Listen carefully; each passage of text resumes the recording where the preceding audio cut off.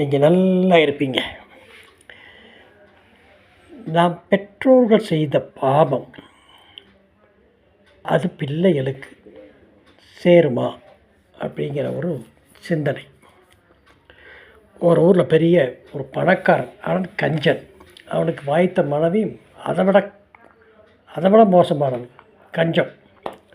இப்படி இருக்கும்போது அவர்கள் இருந்த பகுதிக்கு இரவு நேரத்தில் ஒருவர் வந்தார். அந்த காலம். அவர் வந்தவர், ஐயா இங்கே ஏதாவது ரூம் அதாவது வீடு நாங்கள் தங்கறதுக்கு இன்றைக்கி ஒரு நாள் தங்கறதுக்கு ஏதாவது உங்கள் வீட்டில் நான் தங்கிக்கலாமா என்று கேட்டபோது மனைவி கணவனை பார்த்தால், கணவன் மனைவியை பார்த்தால். ஆனால் வந்தவர் பார்ப்பதற்கு பெரிய பணக்காரர் போல் தோன்றினார். என்ன ஐயா இந்த மாதிரி உங்கள் ஊர் எங்கேயும் போது பெரிய பணக்காரன், 4 குழந்தைகளுக்கும் கல்யாணம் முடிச்சிட்டேன், சரி ஊரை சுற்றி பார்க்கலான்ட்டு அப்படியே நடந்தே ஊரை சுற்றி பார்க்கலாம்ட்டு அந்த முடிவுக்கு வந்தேங்கும்போது, இந்த நேரத்தில் இப்படி வந்து கேட்குறீங்களே, எப்படி பையில் காசு இல்லாமல் திடீர்னு இப்படி கேட்டால் என்ன பண்ணுறது அப்படிங்கும்போது, அதெல்லாம் ஒன்றும் கவலை இல்லை தம்பி, என்கிட்ட 500 பொற்காசுகள் இருக்குது, வழிச்செலவுக்கு எனக்கு ரூமுக்கும் கேட்டு ஏதோ ஒன்று பண்ணிடுவேன் அப்படிங்கிற மாதிரி சொன்னார்.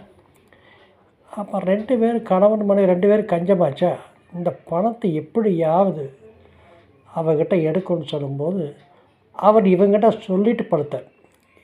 எங்கேயா பணம் எங்கேயா வச்சுருக்கீங்களோ 500 பொற்காசு அவர் வாக்கிங் ஸ்டிக்கில் அது ஒரு ஹோல்ஸ் போட்டு 500 பொற்காசு அதுக்குள்ளே போட்டு மறைச்சிருந்ததை சொன்னார். தூங்கும்போது 2 பேரும் என்ன பண்ணாங்க, 2 பேரும் அதை அபேஷ் பண்ணிட்டாங்க. அபேஷ் பண்ணது மட்டும் இல்லாமல் அந்த பொற்காசுகள் அளவுக்கு இரும்பு காசுகளை அதுக்குள்ளே போட்டு வச்சிட்டாங்க. ஆனால் அது அவருக்கு தெரியாது. அவர் இப்படியே ஏதோ ஒரு பெரிய ஒரு கோயிலுக்கு போனார். கோயிலுக்கு போகும்போது அங்கே நிறைய தான தர்மங்கள் நடந்தபோது அங்கே தான தர்மங்கள் யார் பண்ணுறாரோ அவர் கூப்பிட்டு, ஐயா ஒரு 500 பேருக்கு சாப்பாடு போட்டுருங்க, அது எவ்வளோ ரூபா ஆகும் கேட்டார். அவர் சொன்னார், என்ன 400 பொற்காசு தேவைப்படும் ஐயா அப்படின்னு சொல்லும்போது, சரி நாளைக்கு சாப்பாடு நீங்கள் போட்டுருங்க, 400 பொற்காசை தர்றேன். அவரும் சரி பார்ப்பதற்கு இவர் கரெக்டாக இருப்பார் போட்டுட்டு அவர் அடுத்த நாள் கரெக்டாக போட்டார். ஆனால் அடுத்த நாள் வந்து இவர்கிட்ட கேட்கும்போது அவர் செய்தது எல்லாம் அறிந்து, இருங்கய்யா எடுத்துகிட்டு வந்து தர்றேன் அப்படிங்கும்போது அதை செக் பண்ணும்போது எல்லாமே இரும்பாக மாறிவிட்டது. கொடுத்த வாக்கை காப்பாற்ற முடியவில்லையே என்று அவர் தன்னைத்தானே மாய்த்து கொண்டார்.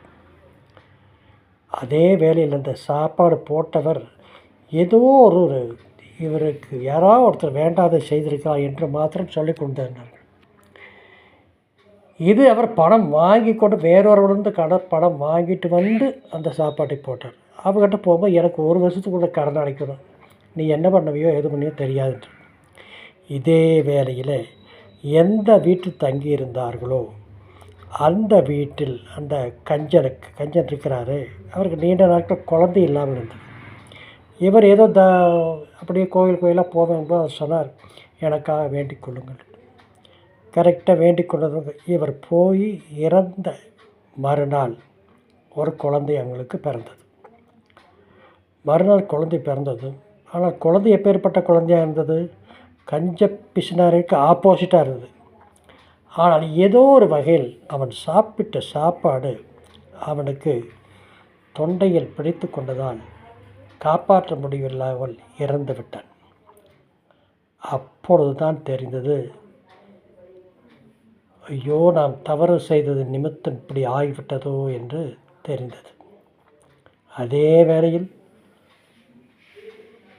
இந்த கோயிலுக்கு போகிறேன், எந்த கோயிலுக்கு போகிறேன்னு சொல்லும்போது அதே கோயிலுக்கு போகும்போது அங்கு இந்த ஒரு சில நாட்கள் முன் நடந்த விஷயத்தை பற்றி எல்லாரும் பேசிக்கொண்டது இவருடைய காதில் விழுந்தது. உடனடியாக தான் செய்தது தவறு என்று உணர்ந்து அதை திருத்தி கொண்டான்.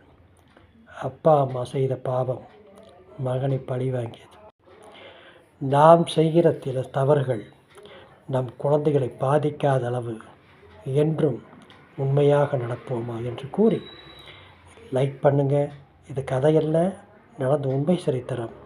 லைக் பண்ணுங்கள், ஷேர் பண்ணுங்கள், சப்ஸ்கிரைப் பண்ணுவோம். மீண்டும் நாளை சந்திப்போம்.